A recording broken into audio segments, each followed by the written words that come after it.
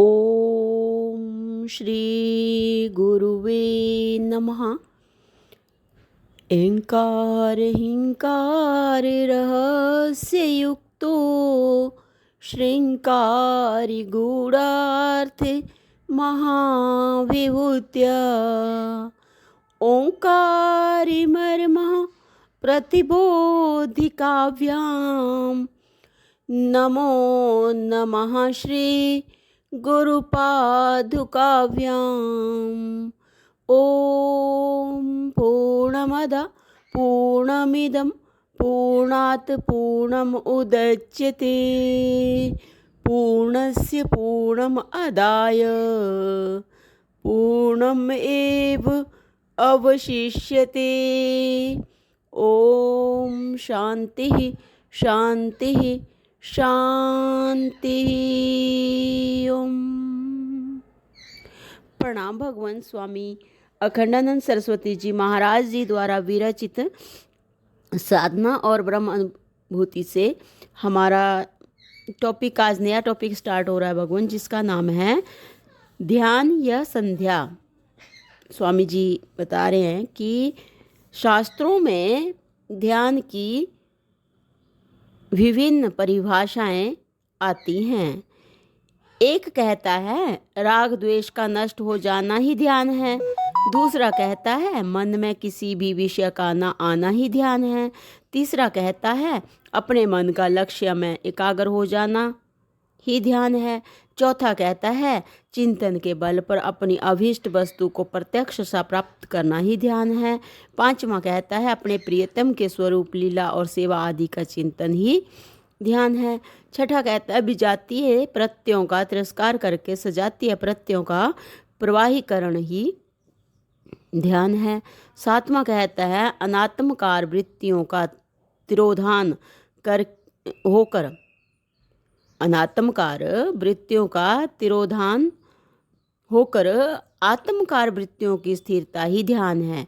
ध्यान की ये सभी परिभाषाएं रुचि वैचित्र्य के अनुसार ठीक हैं, परंतु इनमें से कोई सी भी परिभाषा स्वीकार की जाए, साधक को चाहे जिस मार्ग का साधन करना हो उसे पहल सहायक की आवश्यकता होती है।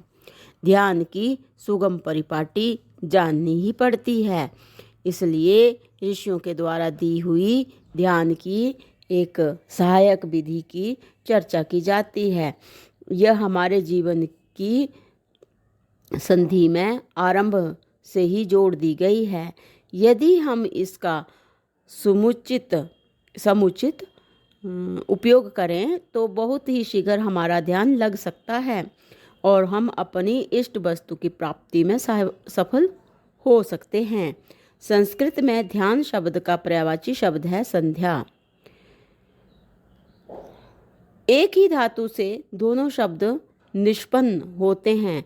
संध्या का अर्थ है सम्यक चिंतन। इसलिए संध्या शब्द का मुख्यार्थ भगवान का स्मरण अथवा आत्मचिंतन ही होता है। जिस क्रिया के द्वारा परमात्मा का स्मरण और आत्मचिंतन करने में सहायता प्राप्त होती है उसका नाम है संध्या। संध्या की किस प्रक्रिया के द्वारा कौन सा अंग शुद्ध होता है, देह प्राण मन बुद्धि किस प्रकार शुद्ध हो जाते हैं और किस प्रकार आवरण भंग होकर आत्म साक्षात्कार हो जाता है, यही विषय विचारणीय है। संध्या में मुख्यतः ये क्रियाएं की जाती हैं: आसन शुद्धि, मार्जन, आचमन, प्राणायाम, अघमर्षण, अर्घ्यदान, सूर्योपासना, न्यास, ध्यान, जप।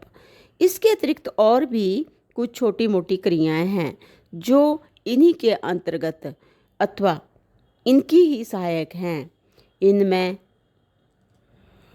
इनमें पूर्वापर भाव और एक के बाद दूसरी क्रिया के आने का कारण भी है, परंतु यहाँ उस पर विचार न करके केवल इन क्रियाओं के संबंध में ही कुछ विवेचन किया जाएगा।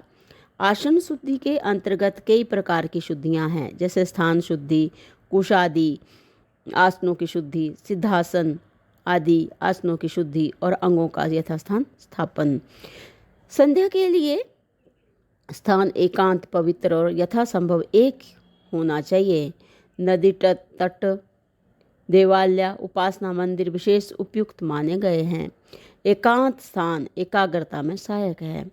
पवित्र स्थान मन में पवित्रता लाता है। पवित्र गंध तथा पवित्र वायु के संयोग से स्वास्थ्य भी ठीक रहता है। सद्विचारों का उद्गम होता है।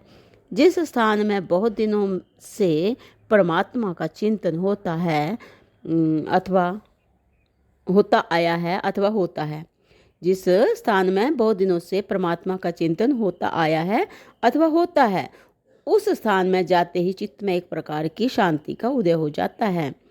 अपवित्र स्थान में अपवित्र विचारों का उदय होना स्वाभाविक ही है, ऐसा सुना गया है।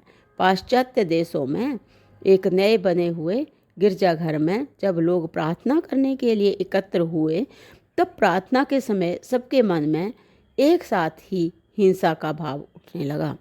पता लगाने पर मालूम हुआ कि 50 वर्ष पूर्व उस स्थान पर कसाई खाना था। इसलिए शास्त्रों में जहाँ मंत्र अनुष्ठान का विधान है, वहाँ सिद्ध पीठों की बड़ी महिमा गाई गई है। अतः संध्या करने का स्थान भी बहुत विचार कर ही चुनना चाहिए। इसके अतिरिक्त स्थान के देवताओं को प्रसन्न करने का भी विधान है।